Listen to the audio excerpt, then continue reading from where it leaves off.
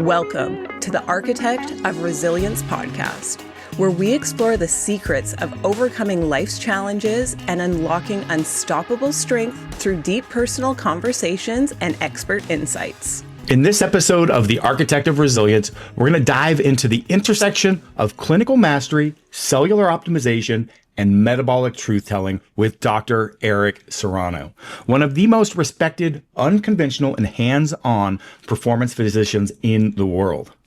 Dr. Serrano is not your average MD. He's a powerlifter, a pioneer in working with enhanced athletes, and supplement formulator who trains dogs on the side and calls himself a farmer at heart. But his real gift is translating complex biology into powerful, practical outcomes, especially when it comes to hormones, blood work, and optimizing your cellular health. Serrano has been a mentor to many of the best people I know in this field. This is a no-holds-barred conversation with myself and co-host Anthony Castor as we challenge conventional health dogma, open the door to a completely different framework for longevity, disease prevention, and energy. So in this episode, we are going to get into that one lab marker that insurance companies fear the most, and it's not what you think. Why high cholesterol might be necessary and what it could be signaling about your brain, hormones, and resilience. What most doctors get dead wrong about ferritin and inflammation. The hidden danger of oversupplementing with trendy compounds like, let's say, methylene blue, and how they might blunt your brain and endothelial health. Why true hydration is intracellular and not just electrolytes, and how Dr. Serrano is redefining what it means to nourish the cell. How to use blood work dynamically, not diagnostically, and why lab values without context are often misleading. Plus, the forgotten power of phospholipids, creatine, vitamin D, and cycling your food with the seasons. And just wait until he explains how vitamin D, cholesterol, and hormone signaling all tie back to one misunderstood pathway. You'll never see a normal lab range the same way again. This is one packed, fast-paced, and deeply valuable for anyone serious about the fundamentals of resilience. So let's jump in. What defines Eric Serrano? How do you define yourself? You know what are your values? What is the impact that you want to have? I want to be known as a great father, a great husband, and I hope a person that brought the best of other people. That's what I want to be known as. I don't think I need to be known as anything else, and I hope I go to heaven. That's all I got to say. Oh, also, I love training police dogs, so I hope that they can say, oh, he's a great trainer too. But, I mean, I do not see accolades as a great source, because when you think you're on the top, you can fall pretty fast. So, and I know, Chris, you're going through this situation too. And actually, I had not told anybody, but Chris Duffin, this is how Chris Duffin, what kind of person he is. I was communicating with him through emails, and I think he forgot about this. One of his first transformer bars, I still have it. I don't know if you remember that, Chris. I have the old transformer bar, which, by the way, is one of the best ever squat freaking bars that I ever have. And I still have it back there. You know, we changed on it. And I don't know what you're doing with that, Chris, but that was an amazing invention. So I want to say that. And it's kind of funny. He's a total stranger, because Chris and I didn't know each other that well. And we were discussing it, and I said, I'm going to send it to you and tell me what you think, which was amazing. We started a friendship, and I read the book. You know, I went through all that. By the way, I still have your book signed, very nice, in my library, you know, so it's very, very, I want to be thankful for that. I want to say something about Anthony Castori. Anthony Castori, I can say something. Anthony's one of my best lab rats I ever met. You know? and it's kind of funny, because you say, oh, you can do this, you can do that. I know Anthony, Anthony's like one of my kids. And I say, you know what, I'm going to give him poison. Anthony will drink it, right? And he will come back, you know, I feel great and you feel good. And sometimes, Chris, I would get so mad at Anthony, I couldn't talk to him for days. You remember that, Anthony? I remember. Yep. I said, don't call me. I gotta think I was going to say to you, and then we'll talk. But I just want to be known as a person that you can approach, you can talk to me. I don't think I am anything special. I just have used what I know, and I want to make sure that if I pass away, it's out there for people to be able to benefit from it. That's what I wanted to be known as. So I would like to finish my intro, though, because Go the ahead, last go bit ahead. is you're a prolific educator, a passionate mentor, and your philosophies have shaped those of many coaches and physicians in the performance space. So that was the wrap up before you cut me off, and that is my own words. So what drew you into the world of performance? What drew you into this realm to begin with? Actually, right now, Chris, I don't know if you know this. I had a farmer kid that was coming to my workout gym here, and he said, "Hey, listen, I know you have things that I nobody have seen out there. Like I have something called a bubble bench. I have a bar that has a level in it that you can, like when you're doing training, you have to keep the bar even. I cannot give you what your imbalances are. I also have a new deadlift machine. One thing that I've been very poor, I was taking care of my physique, actually. You know, I have a hip, I can barely bend it, but I said, okay, I got a squat, I got a deadlift, and it was impossible for me to bend down. So I developed a bar, a deadlift bar, and I can show it to you guys later that the height goes up and down, the grip length, so I can be wide, close, doesn't matter how big you are, you can change it. Also, the length of the bar changes. You can do circle squats on it. It's easy to load, and I'll show it to you later.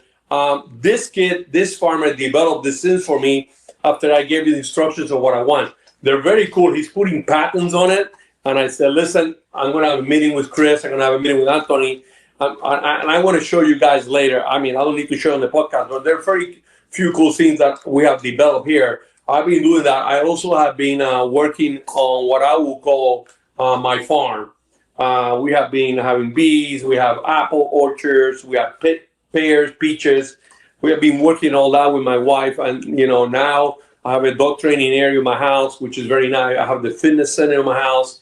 So all these things that I can enjoy at my house, I don't need to go anywhere. So we're working on that. I have been asked to develop some supplements for different companies, but I have noticed that companies tend to change the formula, so they tend to screw you because I always shake hands, okay?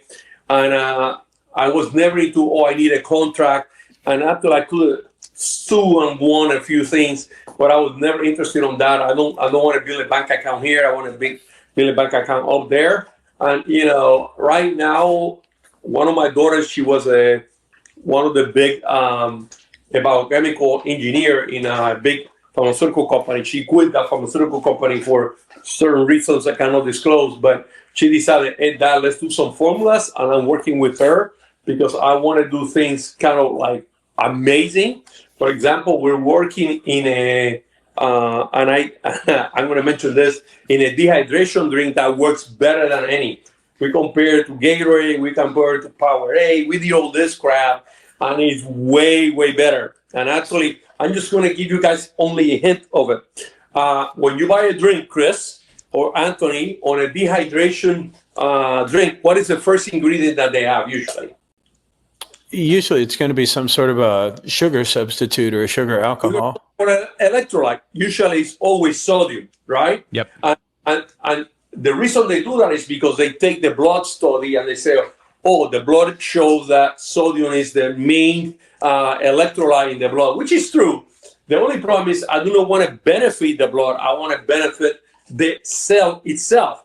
Like Anthony lately has been talking over my head when he talks about the P53, all the crap that he talks about. And I have to go look it up again because I forgot about it. So when I was looking at cells, I look at cellular hydration, intracellular hydration. Let me explain the difference. There's extracellular hydration and there's intracellular hydration. I don't care about the extracellular hydration. I care about the intracellular hydration, which is very interesting and very different than what most people think about. Now, I don't want to, I cannot discuss the ingredients of it, but I'm going to tell you this. We did sauna, we did urine, we did exercise, to induce dehydration, right? And we compare it with Gatorade, we compare it with Powerade. And there's 2 more drinks that we compare it. Every single person prefer ours. Every single person. And let me ask you a question along those lines without getting into the formula. So I've done a lot of research on hydration, and it seems to me like where people really miss the mark is on that osmotic gradient, creating a neutral osmotic gradient and trying to hit that optimal osmolality of 290. And when we think about things that can do that, things like amino acids like trimethylglycine, glycine, alanine, glutamine, creatine, things like that are going to increase the cellular volume. What are your thoughts around the importance of neutral osmolytes in addition to the balance of electrolytes? And that is excellent. That's very good, actually. People do not think that way, and I gotta say this. You said you talk about glycine there, which actually glycine is a sweetener for me, which is very interesting that you mentioned that. If you ever try have you ever had glycine? It's really sweet. Yep. It's very sweet. So it's like it's my sweetener for coffee. If I don't have stevia, I use glycine, and actually it's a sweetener for drinks. Which, yes, Anthony, you're correct. I do have glycine in that formula, because the neutral amino acid is perfect to use sweetener. And actually, to increase, you are correct. You need 1 gram of sugar, 1 gram of carbohydrate has an increase of 4 grams of water. So it is very important that you be aware of all those things. And you talk about osmolality. By the way, for listeners out there, Anthony's talking about my head again, but I want to say what osmolality is. It's kind of when you put sand or salt in a cup of water, and you can see the water move into the area because they have the highest concentration. So they have to be in balance. You cannot have too much or too little because then it's bad for you. So I agree with you. Most drinks do not care about that. We did check.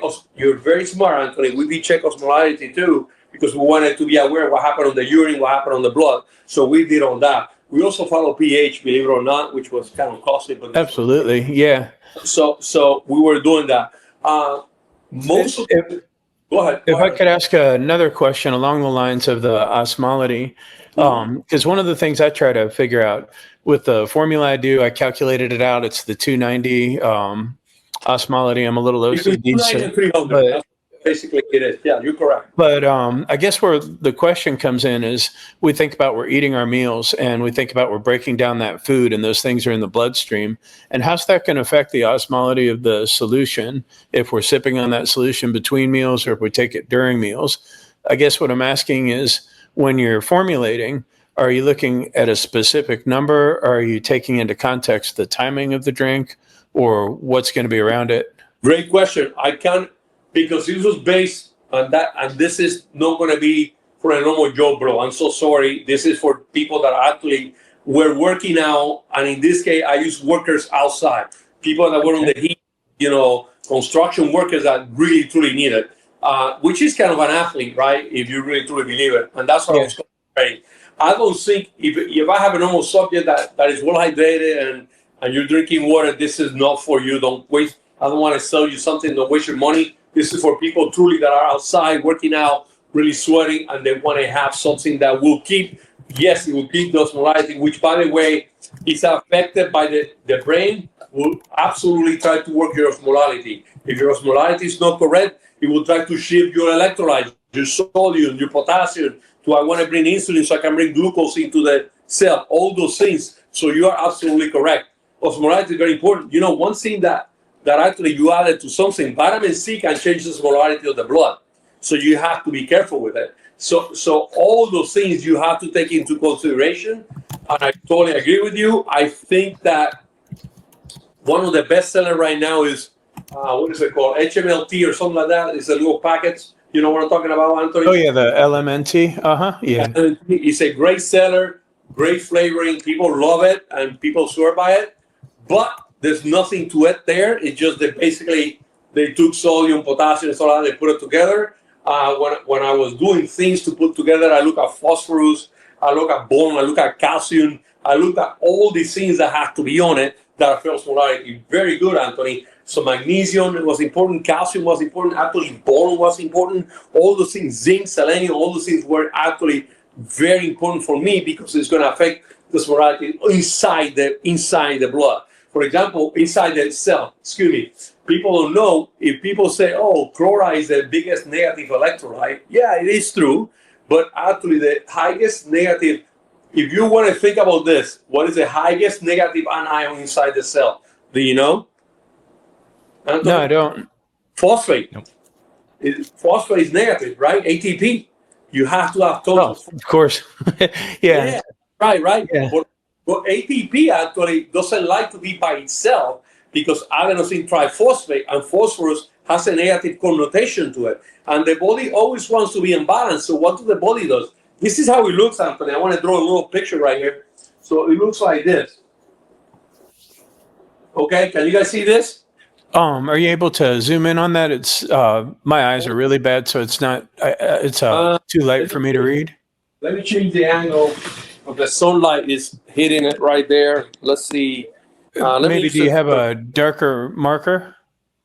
Can you see this right now, Anthony? Yes, no, that's good. Now I can see it. Yeah, thank you. Okay. So it is 3 phosphates. Now the problem is that they're negative, right? They don't like to be alone. And when the body has something negative, and I know I'm going to donate that phosphate, I don't like that. So what the body will do is have a negative. So I'm going to put a magnesium right here. And magnesium is +2. So it balances that phosphate. Got to keep it stable. So people do not know that at all. And actually, brilliant. What? That makes perfect sense. It's brilliant. So this is huge. So if you have an ATP powder, which are out there, I think one of them is concrete. I think they have ATP. It is great, but you need to add magnesium to it because it's absolutely necessary for the stabilization of that in your body. So I have thought about all these things, and I'm hoping I can make a difference. So I'm thinking about, okay, I'm going to give you this drink, but I want to feed you ATP. I want to feed you phosphates because I want to make sure that you have the energy source to be able to change what is happening in your cell so you can heal itself. So, Anthony, you're on the right pathway, and I know that companies haven't contacted you yet about things like this, but they need to start contacting you because your knowledge about this is pretty massive, actually. So I just want to say, I'm going to step out of that electrolyte thing, but be aware that all things has to be taken into consideration, and magnesium compete with calcium. All those things have to be into consideration. The osmolality of the drink has to be correct because the better the osmolality closer to your body, the better it's absorbed. So you're correct. One more quick question around hydration, and I'd nerd out on this stuff, so I don't want to monopolize the time. But with you mentioned that you measured populations that were exercising in sauna, and does heat change the kinetic energy of water, and how would that affect the hydrative state? And where I'm going with this, what I'm asking is, if somebody's drinking this, they get great results while they're exercising, and then they're like, I think I'm going to drink this during the day. Would there be benefit? Would it not matter? Or would they potentially have to worry about an imbalance? It's kind of funny you asking the question. Remember, we use people working out, and after we dehydrate them on purpose. This is how we did it, Anthony. We took them, we put them on a treadmill or a bike. We make them sweat, right? No drinking water. Then we put them on the sauna, so we heat them up too. So we completely dehydrate that patient. Then we measure the urine before and after. So we know how dehydrated, specific gravity. Remember the specific gravity? Yeah, I know that one. Yeah, so how concentrated your urine is, how diluted it is. And then we get drinks. And then we didn't know if you were taking Gatorade. We didn't know you were taking, whatever. It was a powder. We didn't know which one you were taking. And then later on, we got to say, okay, let's see which one did better. And ours immediate specific gravity changes was obvious immediately. We have absolutely, how do they feel with it? For example, people that get dehydrated get headaches. They get palpitation. The heart rate went pretty fast because they got to pump more because there's not enough vascular liquid there. So with ours, the heart rate went down, blood pressure went down. All those things were affected. Now, I got to admit, we didn't compare oranges to oranges. I was just doing, I was using the drinks that people use for dehydration because that's what they sell for. I was using ours that was a little better, but ours have a lot of extra C's that the other one have. Now, you're going to say, oh, they're not the same. You're correct. They're not the same, but ours truly hydrate you. The other ones didn't do what we did. So if I'm thinking outside the box, another potential application, and this will be the last hydration question, I apologize, but selfishly, as somebody that's working on their kidneys, with that ability to rapidly hydrate, and of course, that's one of the things we need to do with kidneys. Is this something that's safe and potentially effective, or would the mineral load in there be complication? Our drink was safer. We have 2 diabetic patients on purpose on this, and diabetic patients will tend to dehydrate faster and quicker. As you know, that's what they do when the sugars go up. Their volume, they get hyperosmolartic, right? The hyperosmolar. So we used 2 people that were diabetic. Now, we made sure that the sugars were stable. We followed the sugars and everything, which followed the specific gravity. We did blood tests, we did the pH, and those people actually did also much better than ours. One of the side effects of and there was only 2 clients. Don't go out there and say Serrano, said this. No, only 2 clients. Actually, the sugars actually came down. Now, of course, we gave you a little bit of sugar into it, which will increase insulin, and we're going to drop your glucose anyway. But it was interesting because magnesium also helps push blood or sugar in, but also one of the most important elements is potassium helps you push sugar in, right? So, I mean, it wasn't apples to apples, but ours worked absolutely way better in any condition that was a workout condition. Now, on a diabetic person, only 2, but still it was pretty interesting. Now, for a normal person, don't buy it. You can have water with a little pinch of salt and go for it. Yeah, I'm a big fan of potassium-rich and magnesium-rich foods, particularly, potentiating those in your time before your training. Absolutely. Just being absolutely, yeah. So, mixing in like tomato juice, raw cabbage can be fantastic, blackstrap molasses, a few different things with some of these micronutrients end up being a big driver. Now, Anthony was asking about hydration in kidneys, and I don't know if you've seen this or if I'm just like reading things wrong, but I see a number of people that have kidney issues, or maybe not issues, but some elevated, some markers that are not right. And they'll want to go around these route of taking these common electrolyte drinks and doing them multiple times a day. And to me, that seems like the wrong approach if we're going to be pushing just a massive amount of, sodium and all these other minerals onto, somebody that might have some damaged, or, I agree. suboptimal, filtration going on, and we're putting this big mineral load on there. I totally agree with you, actually. And actually, Chris, that brings a great spot. Now, I know that for doctors, the number 1 test for kidneys, which one is it? Because I want to talk about this. Is going to be interesting. What is it? The doctor always... EGFR. Yes, but that's right. But that's calculated based on your creatinine, your BUN, and age and race, basically, right? Yep. Which people say, oh, you know why we truly use this, Anthony and Chris? Because doctors can change it with drugs. I can say, oh, yeah, you create. I can use drugs to change it. That is why this is the standard of care. But if I truly wanted to know, okay, Anthony, you're young, you're 15 years old, I want to see what your kidneys are going to be in the next 5 years. The best test for the kidneys is something called cystatin. Mm-hmm. Okay? Now, the problem with cystatin is I cannot change it with a drug. I cannot change it immediately. So that's an issue. Now, this is very interesting because I'm going to bring a problem with you. Chris, you and Anthony are very muscular. What's your creatinine levels? Oh, it's always going to be high. It's always, and you say, you have kidney damage, right? You have kidney damage. Your GFR, you two have low GFR.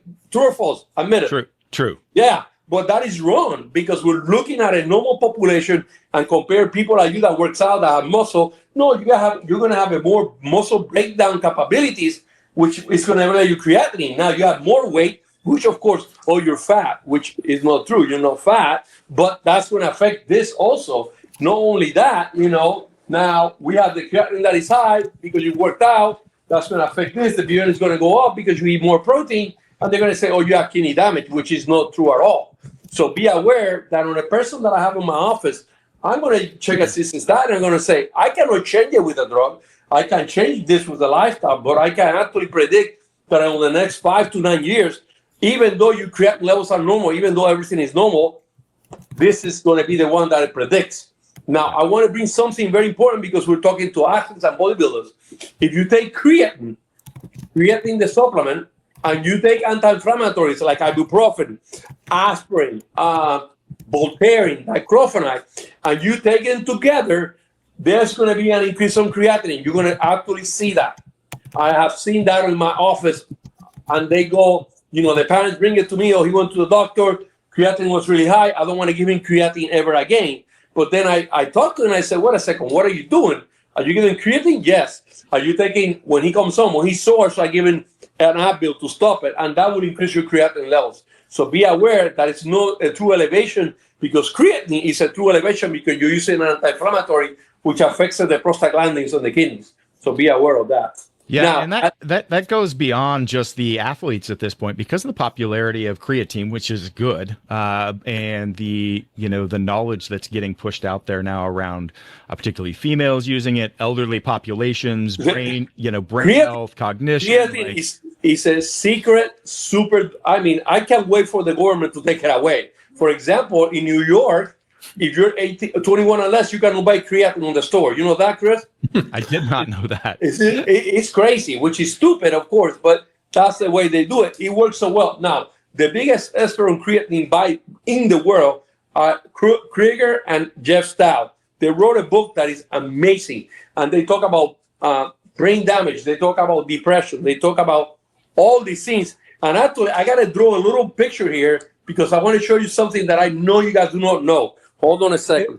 Okay. If I could ask you a question while you're drawing, Yeah, I think our readers, and I know I would definitely love to know the name of the book. I'd love to read that. I'd be nice to you. I'm going to have Dr. Stout permission to send it to you. How about that? Thank you. I love it. Thank you. Okay. I want to draw, and I hope that you guys can see this. Can you see that word methionine? Uh-huh. Nope. Okay.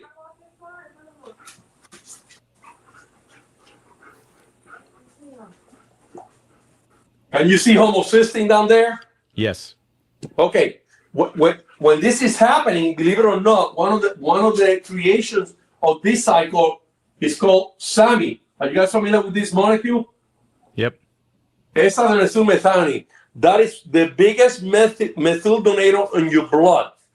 Not B12, not folate. And hold on a second, I gotta let my dogs out. Hold on, I'll be back. It's an antidepressant. Okay, number one. Number two is amazing. But believe it or not, I just told you the biggest methyl donator in your blood. Well, guess where, Sammy? If you are low in energy, right? The body says, oh my goodness, I'm tired, I'm fatigued, I cannot survive. But this is an antidepressant, right?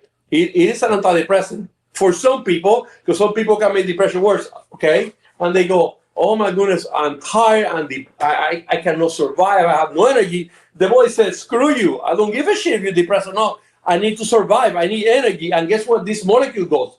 The end point of this molecule is what? Creatine. Can you believe it? Sammy gets converted to creatine. Did you know that? Which is crazy. So here is a person, you're giving Sammy, but it's still fatigued, still tired, not eating enough. The Sammy is not going to be used to what it's supposed to be used. It's going to be converted to creatine because that's what we need to survive. We need energy in the body to be able to do things. So that's why this is so important. Be aware that there are people that are under methylators and there are people that are over methylators. If you're an over methylator or you have a lot of methylation going on, and you give them Sammy, that person will get very depressed. They will get down. They don't want to do anything, right? But if you're an under methylator, you don't have enough methylation, this is a lifesaver. Yeah. Got it? The same way with folate. They tell you, oh, you need folate all the time. No, you don't. If you're under methylated and you give a patient folate, there might be issues. So be aware of all those things that you have to be aware of. And I know one of the questions that Anthony asked me was, what will be my 5 most important blood tests? Well, before we get, go ahead.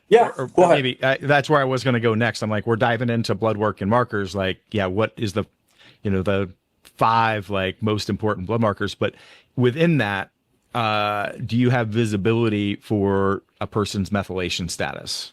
Yes, you do. Actually, I'm going to tell you what some people do not know this. When you go to the doctor, they measure your B12 and folate.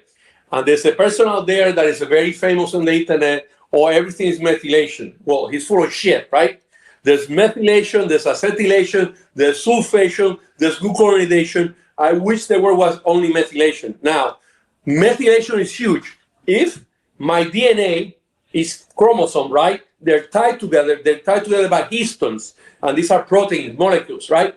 If I'm over methylated, what I do with that is I keep that DNA close. If under methylated, it opens up so it can reproduce that chromosome of that DNA. Now, when we're talking about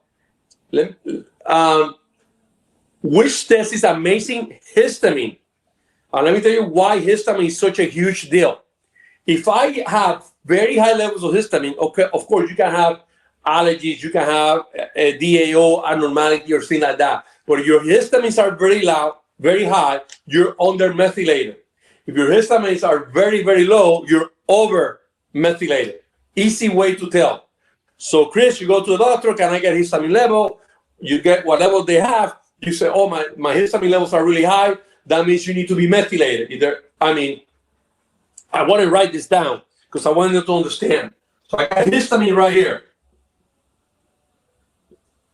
So to get rid of my histamine, I need to methylate it, right, Anthony? Right? I need to lower it. So I methylate. Okay?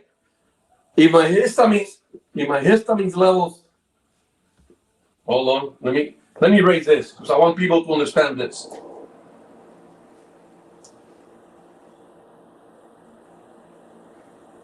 Histamine levels high. Histamine low. If my histamine levels are low, I'm over methylated and I need folate. I need B12. If my histamines are very high, my histamine levels are very, very high, I over. This is under, got it? So you need then SAMI. I need to stimulate the formation of histamine. So my fault. If my histamine levels are low, I need to make it, so I need SAMI. Got it? So that's how you can tell if you need B12, you need folate. Now, if you give a person that has very, very low histamine levels because they're under methylated and you give them folate, they can get worse. Got it? Be aware of that. That's pretty simple. So yes, that's an easy blood test for you to find out if you're methylated. Of course, you can get now a SAMI, you can get a homocysteine, you can get methionine levels, and that will also help you with that. So what are some of those other key hormone blood tests or blood tests that I'm going to write this down because people are not aware of this. Let's suppose, Chris, that you have diabetes. Let's suppose that you have whatever. And you want to go get life insurance. And the life insurance person says, okay, I'm going to get blood tests, I'm going to check your urine, your cholesterol is 500, whatever. They still give it to you, right? They say, oh, we're going to charge you more. But if this blood test, it is high, GGT, you know what that is? Of all the blood tests out there, it doesn't matter what you take, Sam, it doesn't matter. It is the biggest marker for death. The higher it is, the worse it is for you. Gamma glutamyl transferase. And the reason is because it's a glutathione molecule. It helps you make glutathione. And if this is high, that means that your toxin levels are high or something is happening in your body that you're not aware of. And the insurance company will not give you life insurance. Even though all the tests are normal, this one is high, you will not get anything. Another blood test for me that is a huge marker for death, insulin. The higher your levels of insulin, the higher the chance of you dying. Be aware that those two tests. Now, you can have a normal glucose, right? Because you make too much insulin, that means you're insulin resistant. So insulin is huge. Now, of course, I just said glucose. That's another marker that is massive. Now, there's 4 tiers on glucose. You know, you got over 120, you have diabetes, blah, blah, blah. The best marker for glucose is between, believe it or not, between 75 and 85. That's what you should be. Above that, you have increased death. Below that, you have increased death. So you don't want it too low or too high. Another one. Go I ahead. think if I can add to that, the statistic I heard, and you'd know this better than me, is for every percentage point or for every point over 92 for glucose, it increases risk of diabetes by 8%. Dementia. Yes, absolutely. You are absolutely correct. Now, people think, oh, my levels are 90, like you said, but that's because I'm insulin resistant and my insulin is pretty high. So when you get a glucose by itself, you need to get an insulin level with it. Don't just get glucose by itself. You want to know absolutely the higher the tier of the glucose, the worse it is. One thing that I'm going to add here that people are not aware of that is vitamin D. People have no understanding what vitamin D can do, and in normal levels in the literature are between 30 and 100, right? They say, oh, those are your levels, right? And that is absolutely a lie. Do not believe that is just such a lie. Oh, if you have high levels of vitamin D, you're gonna have kidney stones. Oh, if you have high vitamin D, you're gonna have calcium go up. Well, that is a total freaking lie. Vitamin D is one of the biggest markers for death, for health, and immuno. Now, remember, I just told you that the average, they want on the blood between 30 and 100, right? And then anything about that is toxic. Well, guess what the average level in my office is of my patients? 150 or more. Let me repeat that. 150 more. By the way, I check calcium. I check parathyroid. I want to check everything to make sure that the people understand that, oh my God, my calcium was high. No. At those levels, by the way, my highest level of vitamin D decrease in my office is 684. And I can show it to you. 684. Now, that patient has multiple sclerosis. Totally normal. Totally normal. No issues, no shortness of breath, muscles normal. But he has multiple sclerosis. I have another guy that his levels are 448. If we drop them below 300, he has psoriatic arthritis. He's a fisherman, right? And I said, you need to take vitamin D.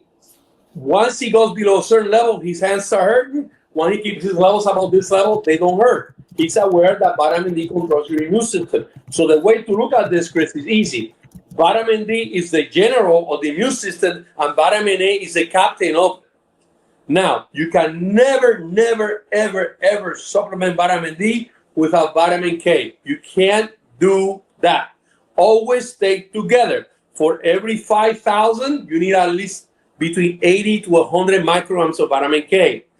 Let me repeat that. For every 5,000 that I get of vitamin D, I need between 90 to 100 micrograms of vitamin K. They must be together because vitamin K controls something called NGP. Okay, NGP is a protein that allows you to grab the calcium and puts it on the bone. Now, if NGP is not activated, that calcium can go in your blood vessels, can go anywhere. But guess what activates NGP? Vitamin K. I also, when I'm using vitamin D, I will sometimes supplement vitamin A. Now, be aware that doctors use 50,000 IUs of vitamin D weekly. Have you guys heard of this? And they use D2. D2. That is not the active form. They give it by itself. You cannot give vitamin D by itself. Always is vitamin K. Okay, let's get that straight. And actually, and the last test that I would like to do in some patients is an MTHFR.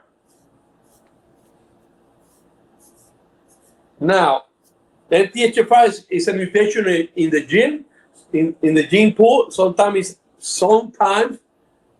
it is very important to have this. If you have a patient with breast cancer and they have the BRCA1 and the BRCA2 gene, which are indicators of cancer, if you don't have the MTHFR, you're not going to get breast cancer. You have to correct the MTHFR if you have it.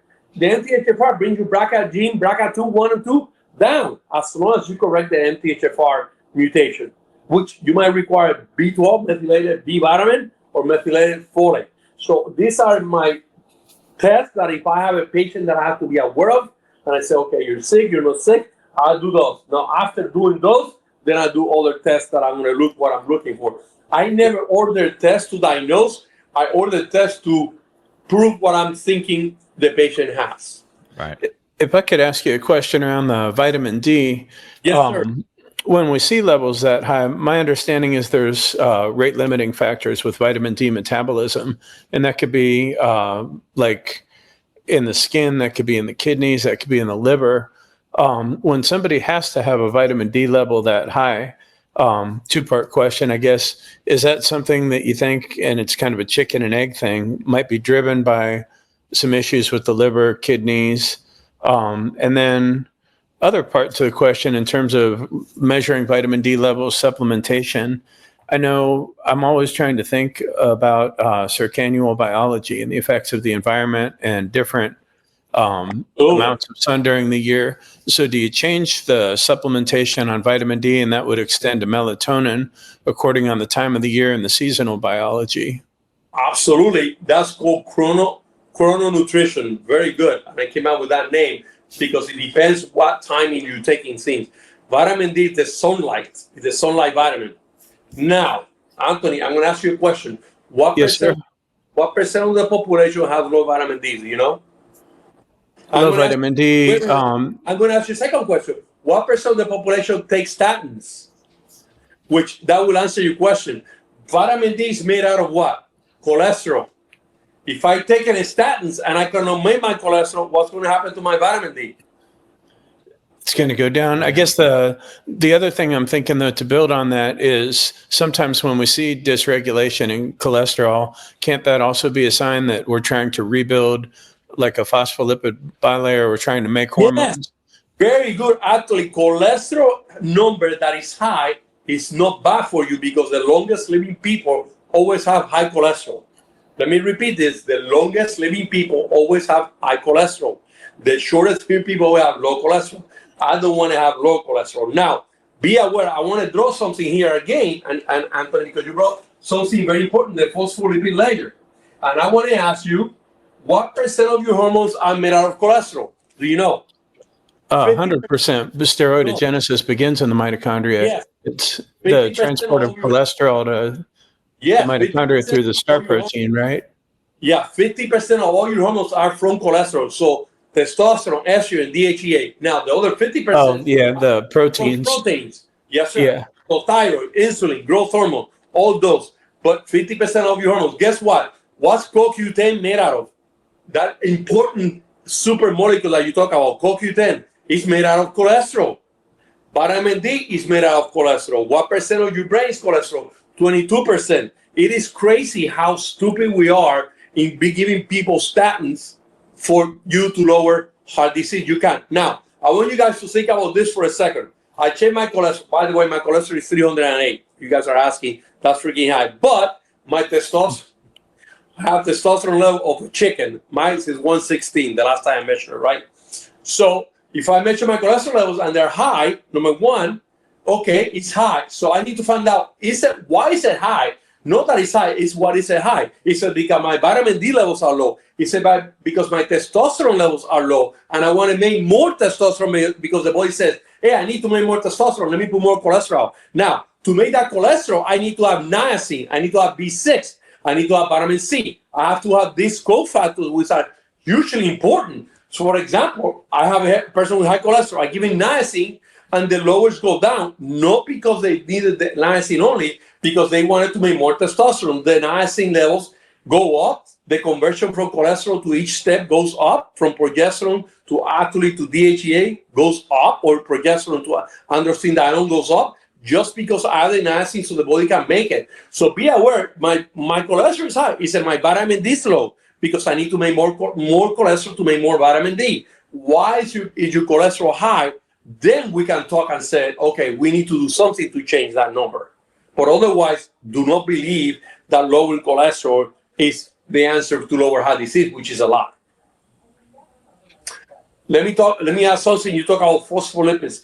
Absolutely. So if you're gonna evaluate fat is a huge deal. Phospholipids are a huge deal, and you are an expert on this, Anthony, and I can even compete with you. But phospholipids are the secret. Every membrane has phospholipids. You have to have a good reserve of phospholipids to make a difference. But the only problem with phospholipids is that they require the right fat, correct? But the problem is this: what do we consume as a normal person in the United States? What is my number one consumption of fat? Do you know? No. Think about it. People put it on the little salads because they want to be low fat. They add it to this or that. It's actually seed oils, which are absolutely bullshit, but that's the way it is. We eat less saturated fat now, but we eat more seed oils because we want to believe on the science of, oh, we need low fat, which is a total lie, but that's the way.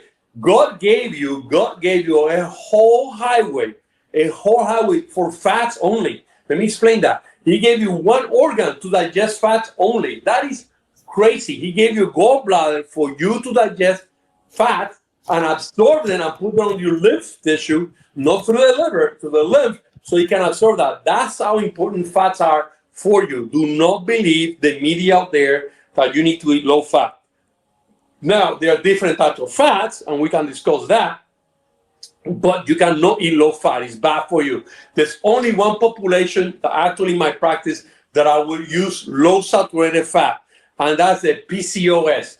They have an issue with saturated fat. PCOS is polycystic ovary syndrome. That's when the ladies have irregular rates of menstruation. They have low sex drive. They get diabetes. They gain weight. On those people, I do lower saturated fat on purpose. Otherwise, would you agree that ApoE4 would be another population that you'd need to have low saturated fat? So actually, Anthony, I wanted to explain to people what ApoE4 is because there's 1, 2, and 3, right? So what's ApoE4? What does that mean by that? That is actually, what kind of marker is that when you draw that? The way that I explain it to people is that it means that you essentially conserve cholesterol, that you don't, you're going to burn through it a lot slower. Actually, ApoE4 is a marker of dementia also, by the way. I do want to say that. So be aware of that. And there are four of those. Now, the higher the higher your chance of getting Parkinson's, Alzheimer's. Have you heard of that, right? Now, to be honest, I'm very not into that yet, but let me explain why. If you take, I'm going to give you four animals. If you take four, I'm going to give you a ribeye steak. I'm going to give you chicken breast. I'm going to give you pork. And I'm going to give you fish. And I'm going to give you tuna. Which one is the highest fat in all those four? Which one has the highest? If you said, which one has the highest saturated fat? Is it grass-fed beef or corn-fed beef? Yeah. I would say chicken as a percentage. The saturated fat will be on the ribeye steak, but wait a second. What is the number one fat in all those four foods? Poly, mono, or saturated? The most abundant fat in every animal is monounsaturated fat. People don't know that. People say, oh, I'm not going to eat chicken. Well, chicken and beef have higher levels of monounsaturated fat. Not saturated fat. Let me repeat that. Not saturated fat, monounsaturated fat. Why? Because monounsaturated fat is stable, number one, and it's required by the body. That's why olive oil is so good for you, because it's a monounsaturated fat that mimics what animals' fat should be. Now, in animals that are fed grain, in animals that are fed all the junk, that changes the ratio. For example, on cows, and I measure this myself with my cows, right? If I go buy a piece of steak and I measure the omega-6 to omega-3 ratio, it's all the way between 15, 20 omega-6 to omega-3.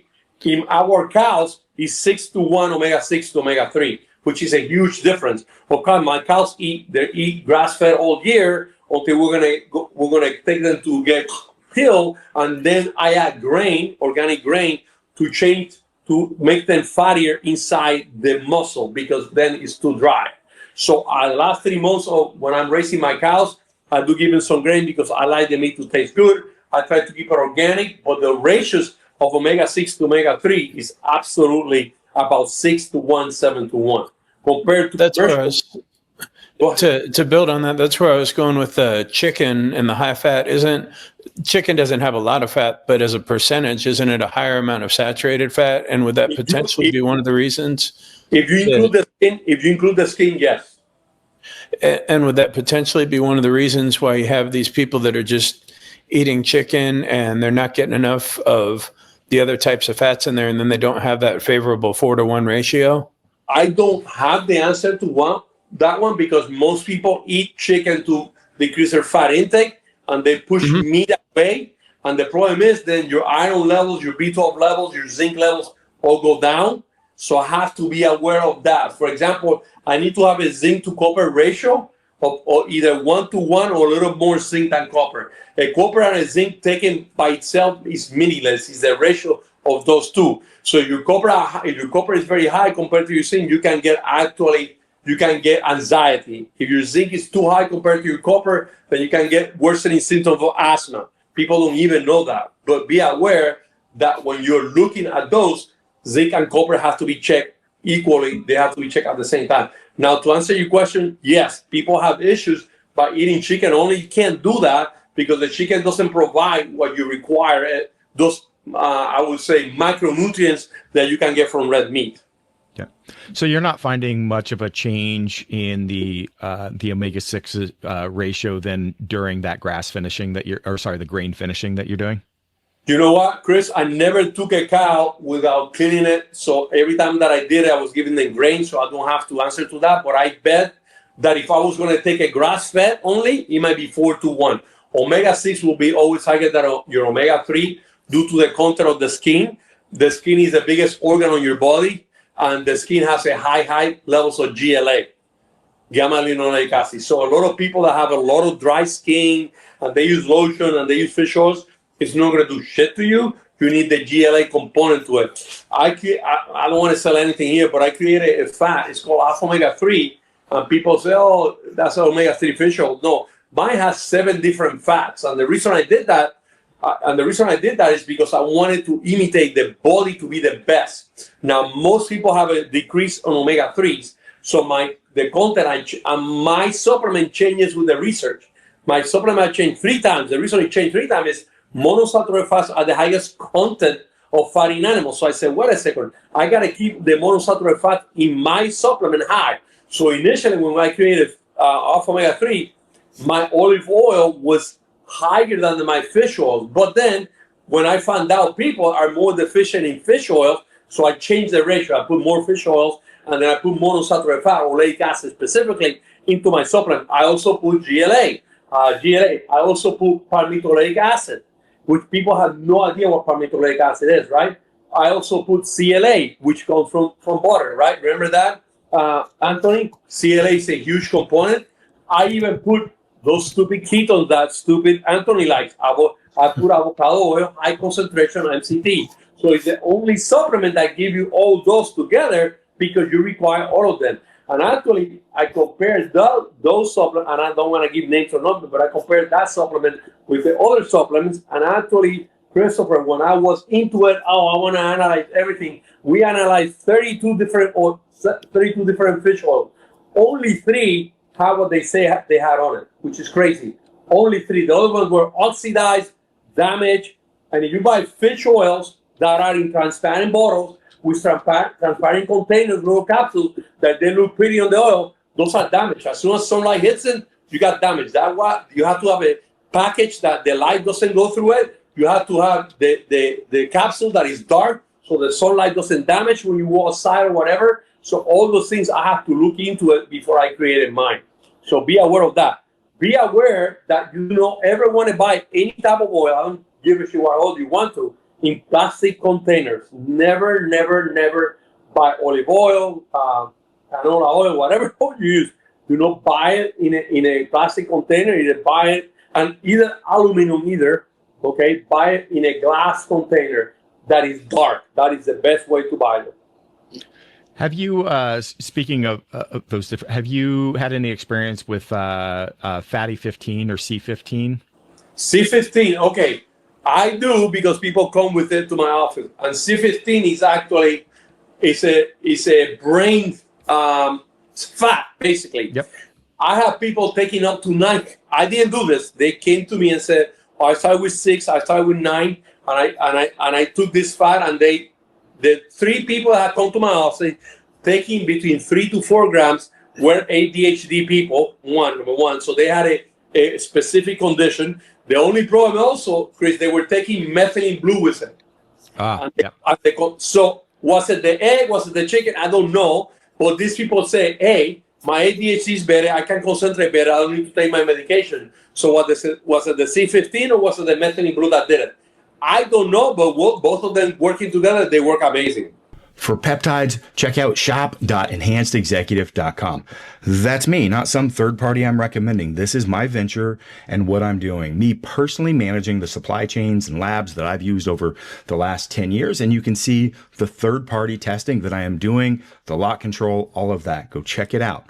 Or you can go to chrisduffin.com and see all the things that I'm involved with, from ebooks on all the topics that we're talking about, our brand of PMF mat, the Zen Oro, or Build Fast Formula supplements, barefoot shoes, the Kratos flywheel, BFR bands, our red light partner, all that on chrisduffin.com, as well as links to coaching and the enhanced executive peptides. Okay. My understanding on the C15, with it being an on-chain fatty ester, you don't really have to worry about it oxidizing the way you would with a regular fish oil. And it also does a lot to support the transport of iron. But with the ADD and the methylene blue, and this would probably be a great question for you because I've got opinions on it, but I really want to be as educated as possible. My thoughts on methylene blue is the research that shows benefit was done in disease state where there could be a high nitric oxide production, something like a sepsis. And if you give it to somebody just regularly, like I'm going to take methylene blue, I'm going to feel better. I understand the benefits of skipping over the first couple steps of the electron transport chain, but by inhibiting nitric oxide synthase, you're shutting off nitric oxide, and you need neuronal nitric oxide and endothelial. If you take methylene blue all the time, yes, your benefits go away. You have to actually cycle. And actually, you don't know this, Anthony. Methylene blue is a drug. It's a prescription drug. Do you know that? My understanding is you can get it as both a prescription or supplement. But the supplement, another huge problem is the metals. But we use physician methylene blue for thallium toxicity. So people that get thallium stress tests, people that get poison with thallium, the treatment or choice is methylene blue, believe it or not. And we have a prescription. We can give prescriptions for methylene blue, which is higher quality than some out there. But yes, methylene blue is a huge deal. But the problem is you cannot use it all the time. It's not true. Do not do that. Now, I have patients in my office. By the way, when I check the urine, it's green or blue. I mean, Papa Smurf piss. Yeah, well, what the thinking, oh, how do you know? Well, shit, your urine is fucking blue. Yeah. Don't do that. That is not good either. Yeah, and you're running those large amounts. Do not do that. But they do that. So be aware of that. No, I agree totally with you. Anthony, you want to use methylene blue for a certain amount of time, feel good, hey, put it away for a while and then reintroduce it later. And I would say I would take 6 weeks off of it. Yeah, I have had many conversations on the popularity of methylene blue and some of the negative implications around that, particularly around the impact on nitric oxide production and the impact on your endothelial tissue with the dosages a lot of people are using. Well, it's easy to find out, Anthony, Chris. Take methylene blue all the time. You high dose. Tell me what happens to your pee-pee. Just find out. Okay. I don't take any. So no. I have that in the office, and the patient comes over.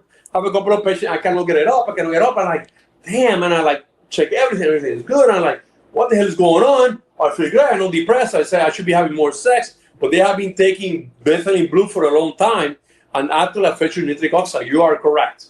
Not many people know that, though, Anthony. You know that. And the other thing, too, I guess I'd point out when we're talking about the ADD example that you brought up, and you're the expert on this, but my concern would be methylene blue accumulates in the brain. And even though in the short term there might be some benefit for concentration, I think you're going to be dealing with a bigger problem in the long run because there's going to be that accumulation that's going to lead to neuronal inhibition of neuronal nitric oxide. And you're robbing from Peter to pay Paul. Yeah, we've got tissue. Yes, you actually brought a great point here, Anthony. Most people will tend to eat the same. Most people will tend to take the same supplement. Most people eat the same. in reality, when there was no supermarkets around, we used to sleep on a cave. We didn't eat breakfast because there was no fucking breakfast. You have to go hunt it. You have to go get it. And I know that the research shows, breakfast is the most important meal of the day. Bullshit. It's not the most important meal of the day. And I know people are going to attack me and say, Serrano doesn't know. No, because we didn't have a fridge waiting for me in the morning for me to open and get my eggs out. What do you have to do? You have to go get it. Or you ate your food the night before, and then you either hang it up because another animal will take it, right? Or you bury it and you have probiotics because you want to hide it. You wanted to eat it the next day. All these things happen. So is breakfast the most important meal of the day? Absolutely not. But I would say I want you to rotate your foods at least per season. And that's a mistake that most people do. For example, I like bananas. I eat bananas all the damn time. You can't do that. Eat bananas, eat strawberries, eat apples. Change with the season because they bring different micronutrients to you. The same thing with methylene blue. You do not want to do that all the time. Switch it. Do something else. I mean, it's not a requirement that you need every day. Well, it's also signaling, just like, the change in seasons and the change in sunlight, have an impact on our cellular biology. Eating foods that are in season is also another input to our cellular biology and what's happening with our mitochondrial function. Great point, Chris. Like, for example, people don't know this. TSH, thyroid stimulating hormone, that's what doctors check for hypothyroidism, actually changing winter and changes in summer. They're different. So you can get a TSH that is actually elevated in the summer and lower in the winter. Which one is the real one? You do not know. That's why you need free T4, you need free T3. You need to check the other enemies of the equation so you know what you're doing. Always get to know the enemy so you can defeat it. Remember that. Always know what the other person is doing. Find their weaknesses and learn from those weaknesses. I have a saying, a smart man learns by his own mistakes, and a wise man learns by the mistake of others. I was very smart when I was younger. And Anthony's super smart. I'm going to bring this up. Anthony's super smart. But I told Anthony, don't be super smart, be wise. Let the other people make the mistakes first. So you brought up iron, and I guess I have a question that's probably not related to iron, but more around ferritin and other inflammatory markers and what those tell you between, IL-6. Actually, Chris, this is an amazing question. As a physician, ferritin levels, higher elevated levels, they tell you that is bad for you, correct? Now, Chris, what came first, the ferritin levels or the inflammation? Okay, the reason I'm going to tell you this is, in my office, 80% of my people will have high levels of ferritin. But why? They're taking what? Testosterone. Yeah. Which increases what? The red blood cell count. Which increases what? The breakdown of the red blood cells. Which increases the iron levels. So this is a huge deal for me because I'm finding out, oh my goodness, we have high ferritin levels. Do you have any joint pain? No, I don't have anything. So it's a true marker for inflammation. I started to believe that it's not a true marker for inflammation, number one. Number two is, of course, I have a high population of people that take testosterone or hormones or whatever, and they're higher. Now, I want you to see what iron is. Iron is required to make thyroid. Iron is required to oxidize systems. Iron is required for catalase, superoxide dismutase. It's required to fight infections. It's required to fight inflammation. Is it higher for you to protect yourself, or is it your inflammation? Ferritin is causing inflammation. I am telling you right now, I can absolutely tell you, ferritin is not causing inflammation. It's a surrogate marker of inflammation, meaning I have inflammation. My iron levels want to go up because I want to activate other things in my body to be able to create continued control of those levels. So that's the first time you're going to hear this. I do not believe that ferritin is a pro-inflammatory. Yes, it's a marker for you to have inflammation, but it's trying to correct that inflammation. It's actually something good that is happening in your body to be able to fight that. If I could circle back to what you were saying about breakfast and yes. Looking at that same thing through a slightly different lens, what I extract from it is when we look at our Paleolithic ancestors, the habits that led to their health, when they got up, they moved around. not so much the not eating, but the gut moving around. So they're stimulating beta oxidation, AMPK, and oxidative phosphorylation. And then when they eat, they're getting that nutrition, super important. And days where they have a lot of food, there's big calorie intake. Days where not a lot of food, little calorie intake. And that right there is what's going to balance fusion and fission in the mitochondria. And in my opinion, everything. A lot, and there are days you couldn't eat a lot. Absolutely. There were days that you didn't eat at all. You know, they are absolutely correct. That's what I hate when people come, oh, sorry, Chris, bodybuilders. I'm sorry, Anthony. Oh, I ate 4,000 calories every fucking day. You moron. You can't do that. You have to vary them. 4,000, 2,000. Do not do that. And actually, another thing that is a myth is eating 6 or 7 meals a day. That is wrong. Actually, there's something called a complex, is a migratory complex, which activates digestion in your system, and actually it's started by the gallbladder, which is the fat burning or the fat digestive system for the organ, for the body, which actually does it between 0 in the morning, between 0:08 to 0:10, between 12 and 2, and then between 4 and 6. That's why we actually eat those hours. It's not because, oh, I'm going to eat at 8 o'clock, I'm going to eat at 12. No, it's because our motor migratory complex tells us we need to eat, we're hungry. That's how we eat. Now we have the fridge, now we have the supermarkets. In the old days, you go hunting, you eat as much as you could. That's why insulin is so important. And I'm going to bring something really important now. What are the 3 organs that require insulin? Can you absorb glucose without insulin? Can you absorb glucose without insulin? Chris? Yes. Yes, that's the right answer. Actually, the most abundant receptor in the body is SGLT2, SGLT1. Sodium glucose transport dependent. Depends on the salt. That's why people get diarrhea. They give you Gatorade or Pedialyte. They put sugar with sodium on it so you can bring it in. Now, the brain requires some. But you also have glucose transportation independent of insulin through activation of the GLUT4 and GLUT12 receptors by moving your muscles. Actually, great point. Great point, Chris. There are 14 GLUT receptors. The one that is influenced by insulin is GLUT4, which is in the muscles, fat, and some in the brain in some components, specifically hippocampus, because hippocampus is the place where you get fear. Now, if you go walk down the street and you get a Puerto Rican and he beats you up, then you want to make sure that you remember that, and that's when sugars become very important. But be aware that you are actually correct. We do not need insulin, but only the brain, the muscle, and the fat. The kidneys need some, but not that much. You can absorb it without the need of. It's crazy what people think. Oh, I need insulin. No, you don't need it. You need it in the muscles. Now, they actually did some really interesting research with abuse of exercise with diabetics. I remember that was a while ago. It was really. No, but it worked. Did it work? It worked. It worked. Because you get GLUT4. Yes, that insulin binds a receptor, and that receptor activates the GLUT4, and the GLUT4 comes to the surface, and that's how you absorb it. Like ribosome have GLUT7. Okay.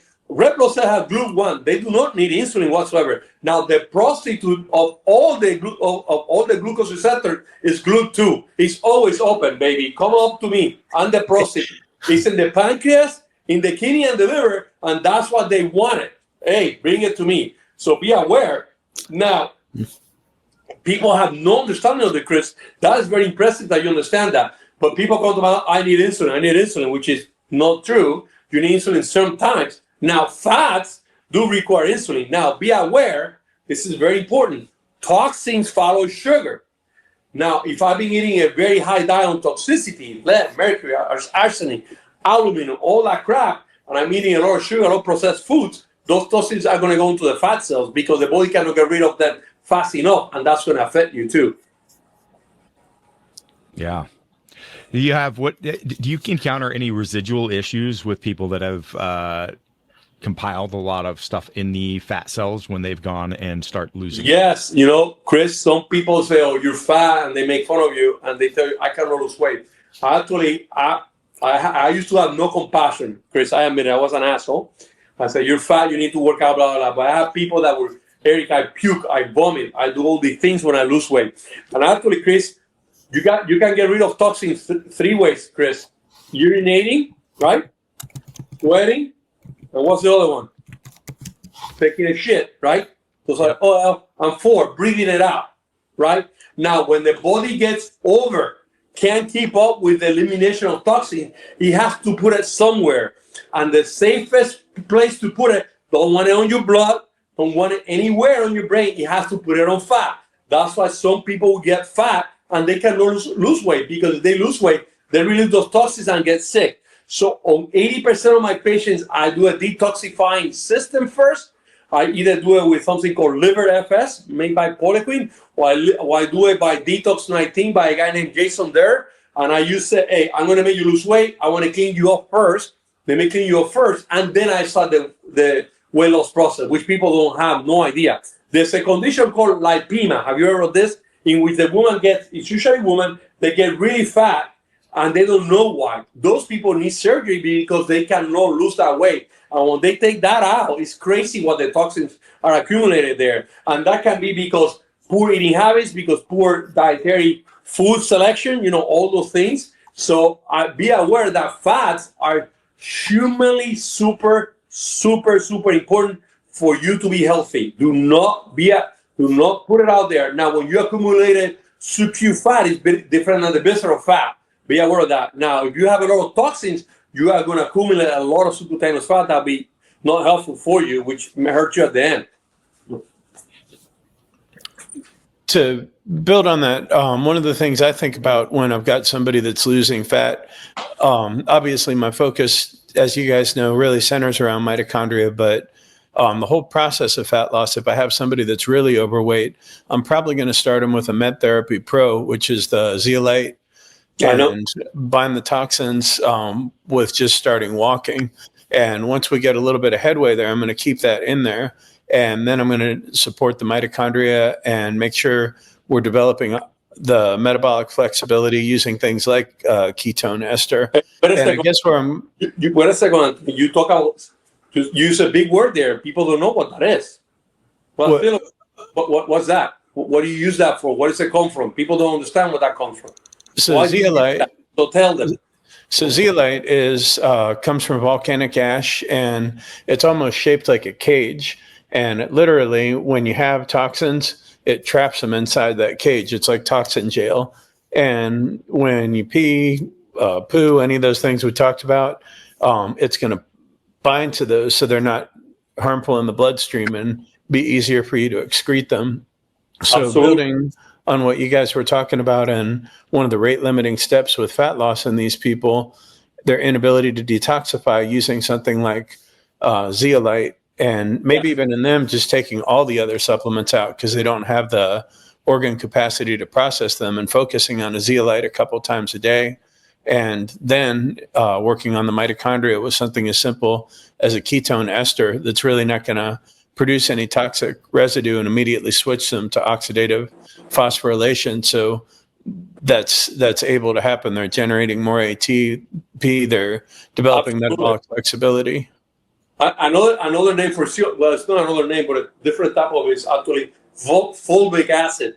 It's kind of a zeolite. It will bind and do things like that too.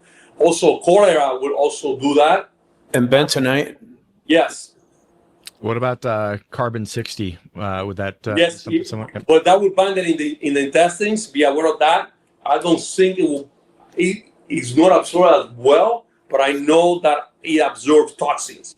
Now, it's a huge point that you're bringing up because most dietitians do not do that, Anthony. And those people will go step away and they will never lose that weight because of that. Now, it's kind of interesting you say this.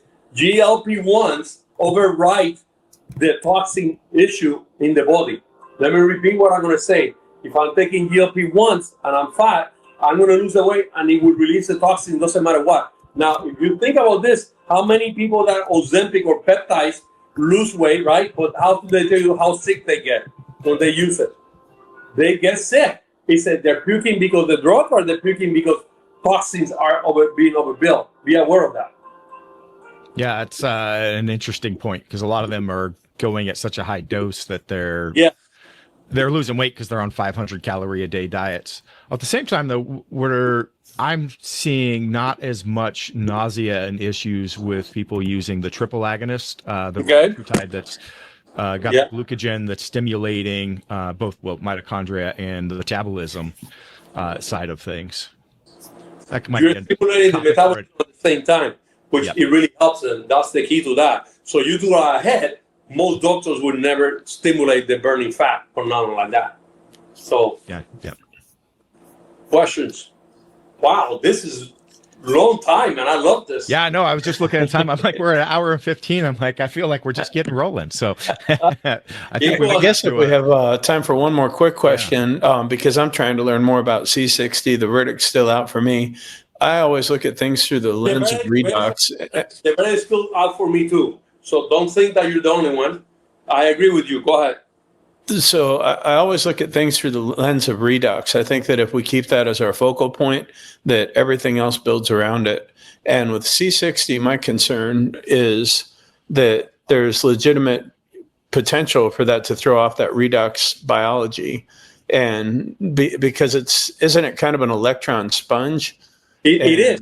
Anything, remember this, Anthony, we are actually a sack of electricity. ATP, how it works, electricity. And actually, Chris is a kick-ass here because he's sitting there being quiet, but he's a stupid engineer, supposedly, you know. He knows his shit, and he can eat us alive here. But we are absolutely a sack of electricity. If you mess up with our electricity, which is a redox, is oxidation or reduction, which is actually exchange of electrons, which create currents, that's going to affect us. So anything that will do that is going to be, you know, do we need more reduction? Do we need more oxidation?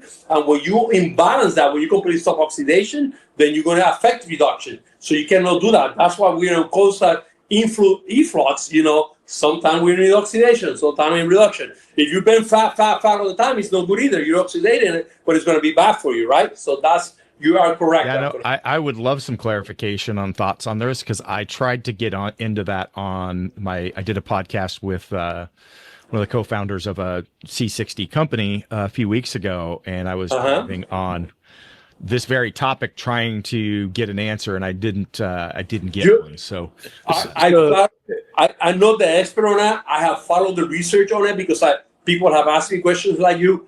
I still will not. Oh, you need to do this or that.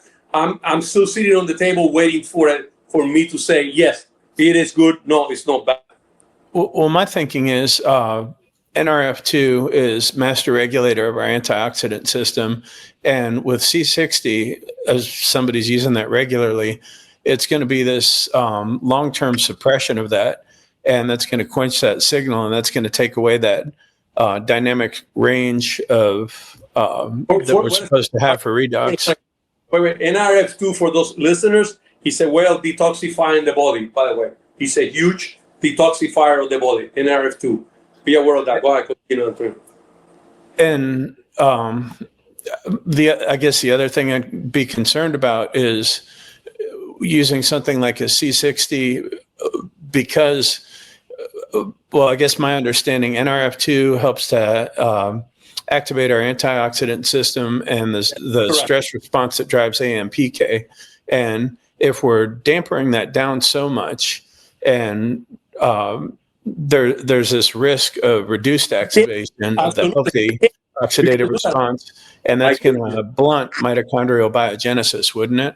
Yes, I totally agree with you. You can't do that. You require an NRF2. NRF2 is a huge, important system, actually. NRF2 is a protein, but absolutely it's massive. And if you're going to do that, and I didn't know actually that affected that much, Anthony. And if you're correct, I wouldn't even take it. And I guess the final point that I'd make, and I've not taken the C60, and admittedly, I'm still trying to learn about it.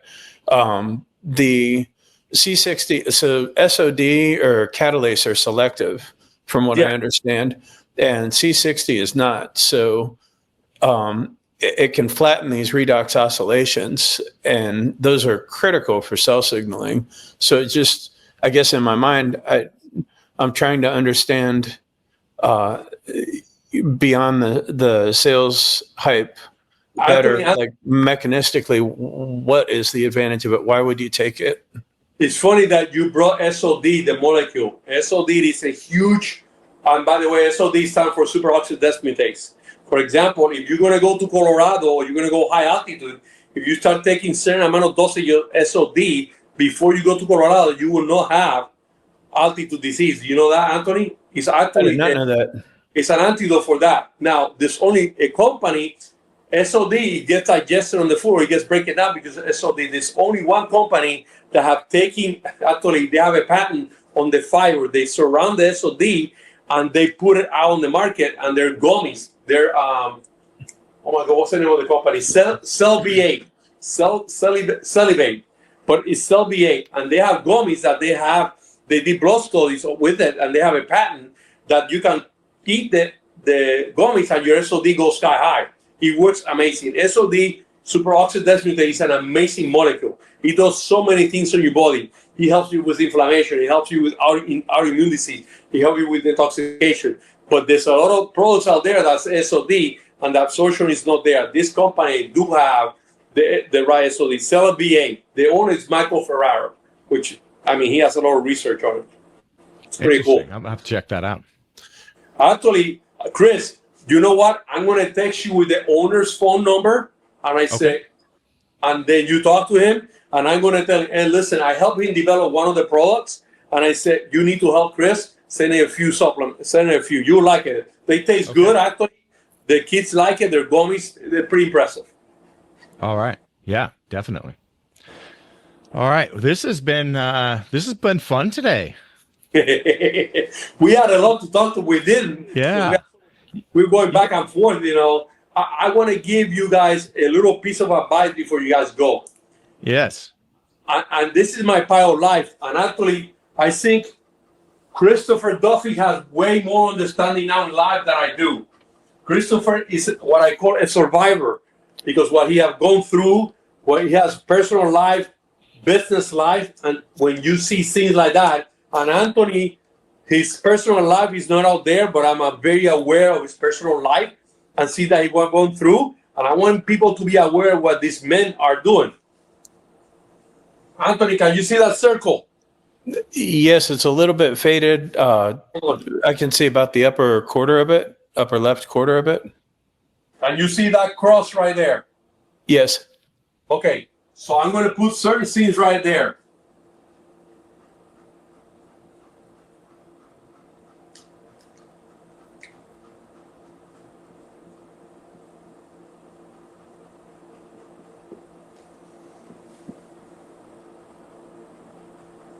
Can you read that, Anthony? If I'm reading correctly, it says God in the upper left, family in the upper right, Economics, friends in the bottom. Oh, sorry, economics. I guess I can't read it. And then health. Lower is health. Okay. Let me see. Can you guys see it now? That's good. Yeah, that's better. Yep. Okay. God, family, economics, and health.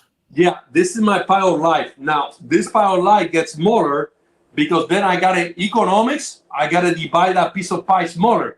I got to make it a job and education, which is interesting. People don't understand that. The better educated I am, the better my job or lifestyle is going to be, because I'm choosing something that I want to be educated. Like Chris was powerlifting. Chris was, I want to be performance. Now you're the performance guy. You're the peptide guy. So you're getting educated so you can have a better job. Now on health, which is interesting, people don't think about that. I'm going to divide that on two. It's nutrition, and I'm not talking diet. Nutrition, which is different than diet, and actually exercise. Of all the research ever done there, the only thing that works always 100% is exercise. No other thing works. Exercise, the most important thing that works the best. Now on family, I just have to say on that, it's absolutely hilarious watching like these biohackers and that don't strength train or train. It's like you're missing the number one thing in the world. It pisses me off, Chris.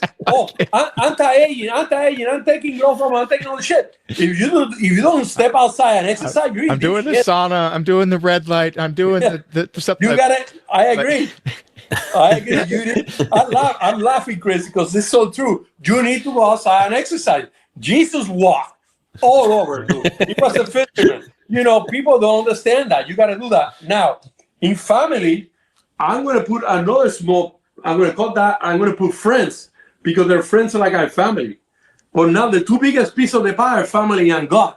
And people don't understand that. Now, Christopher Duffy, you're a husband, a lover, a friend, and a father, correct? Yes. Your wife is a wife, a lover, a friend, and a mother. Those pieces have to be equal.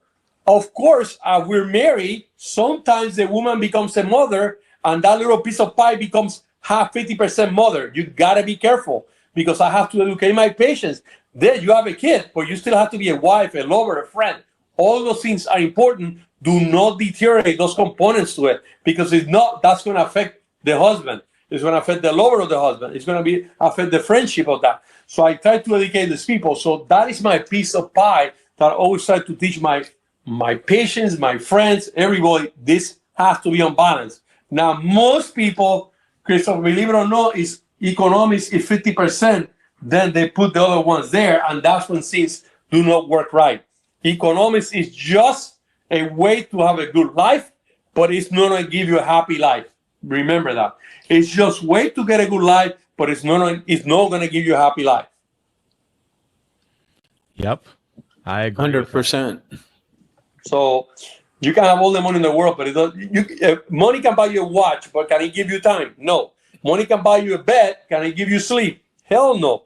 Money can buy you a book. Can it bring you knowledge? Absolutely not. Be aware. It can buy you a house, but not a home. Be aware of all those guys. I hope that this podcast makes a difference in somebody. I'm sure it absolutely will. Yeah. I appreciate your time and your passion and your experience and your knowledge today. Been absolutely tremendous. I hope that, Christopher, I see you around. I know I will see Anthony around. I hope yes, that. Sir. Where are you now, Chris? Where are you located now? I'm still in Portland, Oregon. Oh, are you? How do you like it there? You know, it's beautiful country. So, wow, that's a weekend. I know it is a beautiful country, but what's going on in that beautiful country out there? it's interesting. Okay, I understand. You don't have to say anything else. I understand, but how are you doing? Are you doing good? I am doing very good. So I'll touch base with you. How many kids now? Three. 3 kids. How old is the oldest? The oldest is 16. He's I think he's at work right now. So okay. Notice what Chris said. 16-year-old at work. I love that, Chris. I love that. And my youngest is 7. 7. Okay. Yep. Okay. Well, please take care of them, because they're the future of the United States. So, guys, thank you for having me. If you guys want to have another one, let's do it. Let me know. Chris, I'll be texting you with that number. All right. Sounds good. Thank you so much. I always learn something when we get to talk. I love you. Your boxer is a wussy compared to my shepherds and my Malinois. He actually barked hello to you in the background. Yeah. Bye-bye. All right. I'll see you later.